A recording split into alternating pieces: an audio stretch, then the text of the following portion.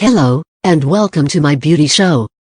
Today I'll be doing yet another glamorous makeover for yet another Yandere simulator asset.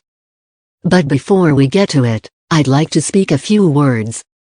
Not so long ago I have contacted our beloved senpai to talk about very unimportant things. You know, tiny small things, not worth anyone's time. It was about the matter of giving a credit. In the conversation, senpai had confessed he holds a grudge towards one of my older publications. He also called this as very strange to be in bed with the enemy. Well, unfortunately he does not realize I'm not his enemy. His only enemy is gravitational force that drags down his heavy bottom. There was much more, but that's enough for you to know for now. Having said this, let's get down to business. Today's guest, the microphone. A humble lump of polygons. Let's put its textures on and see how it looks.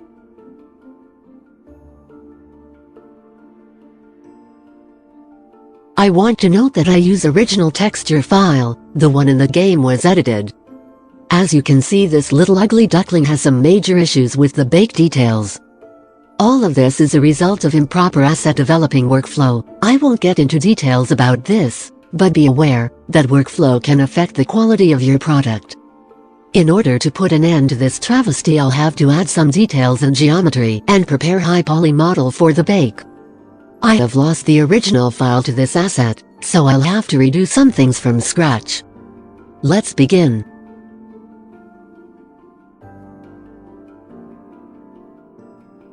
First, I'll start adding support loops so that the mesh will maintain the shape after applying subdivision to it. It's easy and quick, in most parts.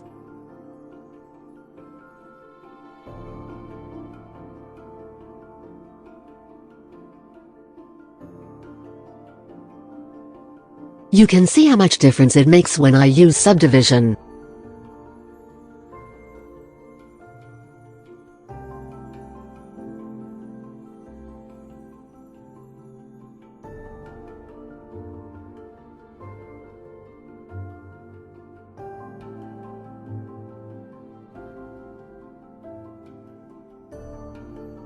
Here comes the tricky part.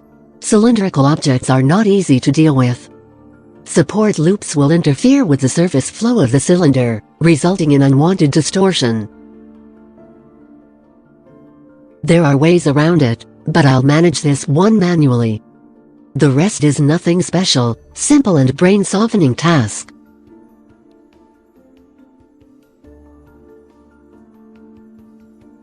Next thing I'm going to do is to create woven mesh for the head of the microphone. I will follow the same procedures as I did for the speakers. I'll unwrap the surface of the object I want to put the pattern on and use modifier that will conform it to the UV projection.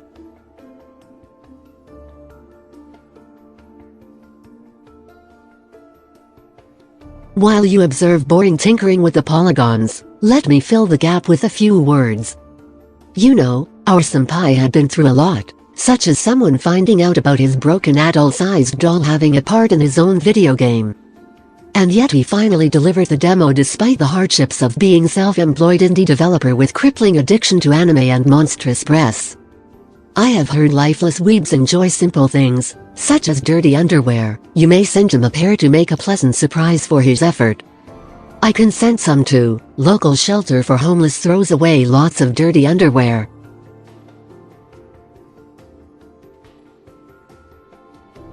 After having the woven mesh conforming to the surface the way I need, I have to trim it.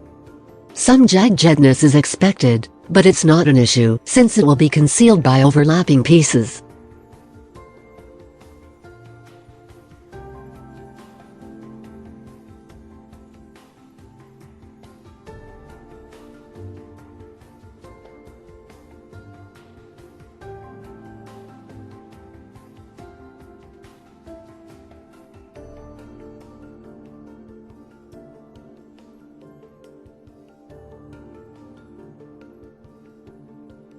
Next thing on the list, adding details and geometry. I'll make a button and carve holes with Boolean operations. You may think to yourself, wouldn't that increase the polygon count? Don't worry, in my hands, the polygon count is safer than our senpai's virginity.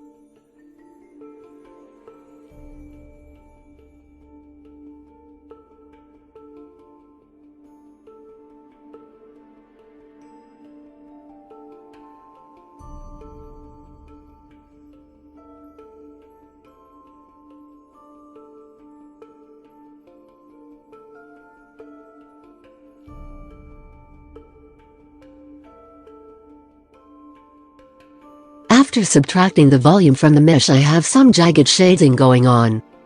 It requires manually cleaning up the topology. When you operate with booleans, most of the time you have to clean up the result.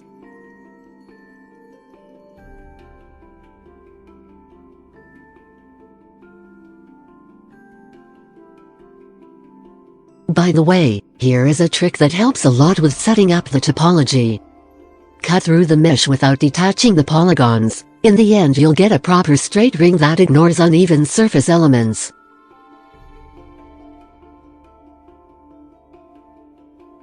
Now that the mesh is ready, it's time to unwrap it.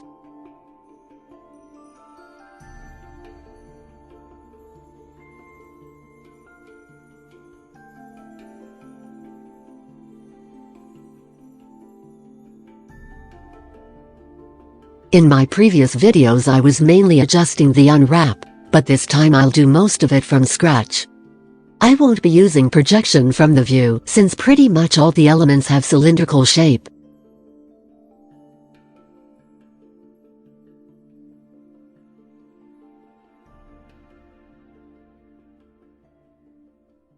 By the way, some people had been speculating there is beef between Mulberry and your dearest host. I want to clear things up about this matter. There is no beef going on. In fact, it's nothing but pork. Greasy pork. I wonder sometimes how do people like Alex and Mulberry fail to improve over the years? I can only speculate. Are they just lazy? Are they deficient? Do they have egos too big for their little minds? Or it could be the space-time simply shrinks around their bums as they expand.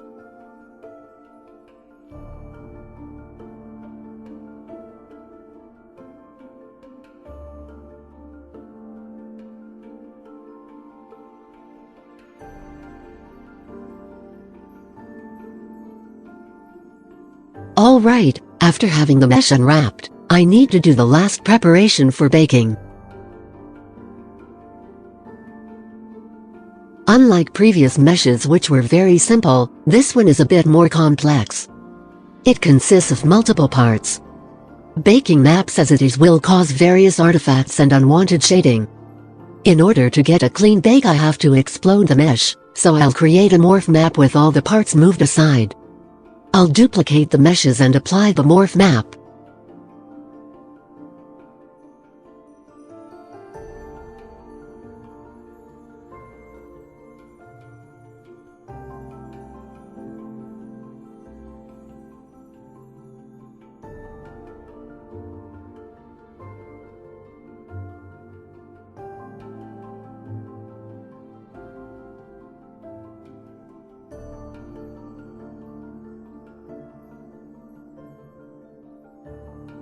Now it's time to bake.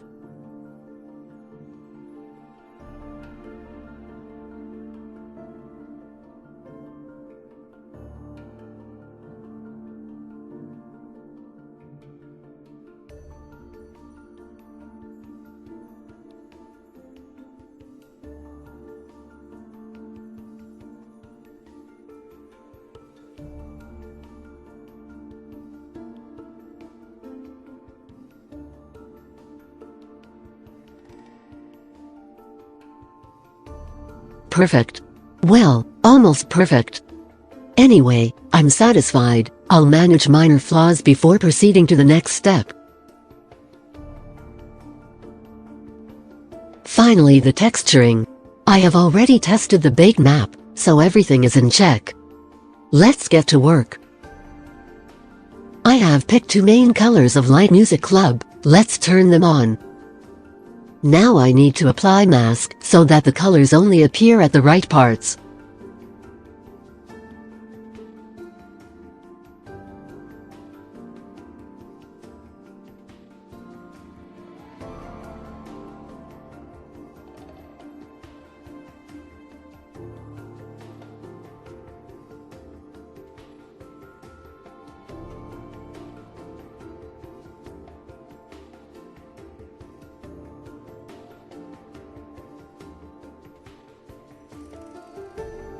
Materials and shader in Yandere Simulator rely only on diffuse maps, but just having color applied to the mesh won't do much. As you can see, it's so flat you can barely make out what it is. That's what ambient occlusion and curvature maps are for. Let's load them.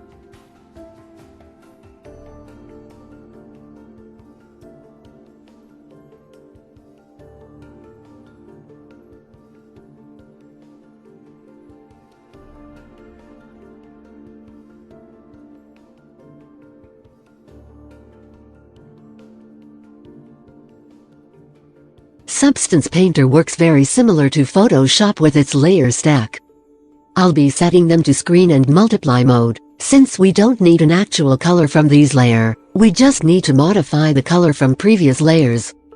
Even the smallest details from these maps improve the look significantly.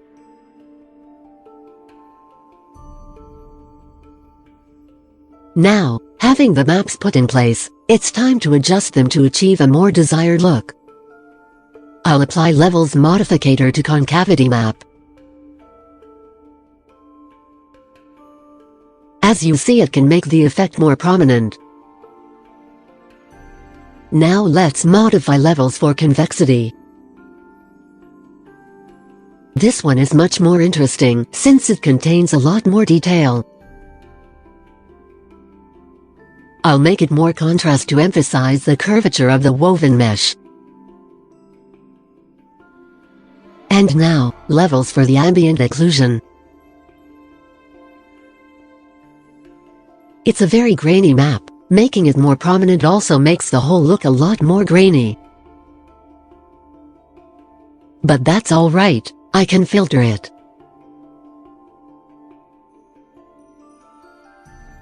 I will apply blur and make it subtle.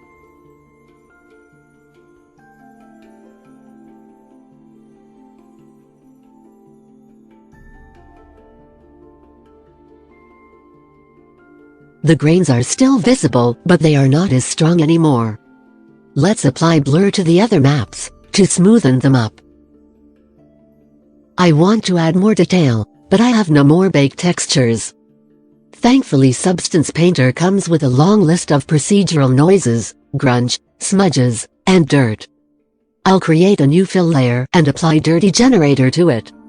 This generator will take ambient occlusion and convexity maps to create a layer of dirt. I'll just adjust the sliders to get the look I need.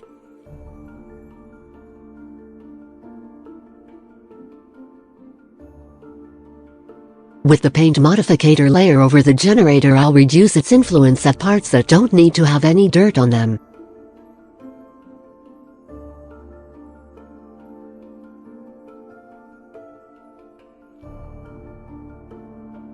There is an issue with the ring on the microphone head, it lacks detail. I can manage this. I'll create a new paint layer and draw a white line over the convex parts to imitate wear. There is no need to worrying about it being rough or uneven, because I will apply blur to it.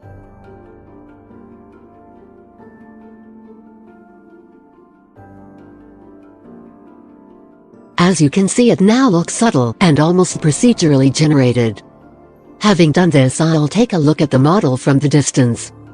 It's important to take a look at various distances on your assets, so that you know whenever you need to be worrying about flaws or not. I like it. The asset is done. I could have added a bit more masks and grunge, but in my opinion that would be too much on the eye, and besides it's an asset for Yandere Simulator, it shouldn't be too detailed. Having the asset done, let's wrap it into a nice and pretty packaging and send it to our favorite game developer.